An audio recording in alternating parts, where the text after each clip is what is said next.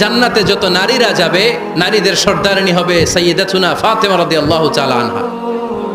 এই ফরিদপুরের যত ইয়াংস্টারেরা তোমরা যারা জান্নাতে যাবে, তোমাদের লিডার হবে সাইয়েদনা হাসান আর হুসাইন রাদিয়াল্লাহু তাআলা আনহুমা। আর বয়স্ক মুরব্বীরা যারা জান্নাতে ঢুকবেন, আপনাদের লিডার হবে সাইয়েদনা আবু বকর আর সাইয়েদনা ওমর ফারুক রাদিয়াল্লাহু তাআলা আনহু। সুবহানাল্লাহ পড়তে পারলেন না? ওমর ফারুক এটা সাধারণ কোনো ক্যারেক্টারিস্টিক্স নয়, ওনাকে আল্লাহ তাআলা নলেজও দিয়েছেন, আবার দিনদারিও দিয়েছেন। আমার দিনী ভাইয়েরা খেয়াল রাখবেন, কোনো আলেমের মধ্যে বা কোনো নেতার মধ্যে যদি এই দুইটার সমন্বয় আপনি পান, যে তার জ্ঞানও আছে আবার দিনদারিও আছে, he belongs the knowledge and he belongs the তাকওয়া, সে গোটা বিশ্বকে জয় করে ফেলবে। ঠিক কিনা? যার মধ্যে জ্ঞান আছে, যার মধ্যে তাকওয়া আছে, তারে কেউ থামায় রাখতে পারে? ওমরে ফারুককে এই দুই নেয়ামত দিয়ে ধন্য করেছে কে?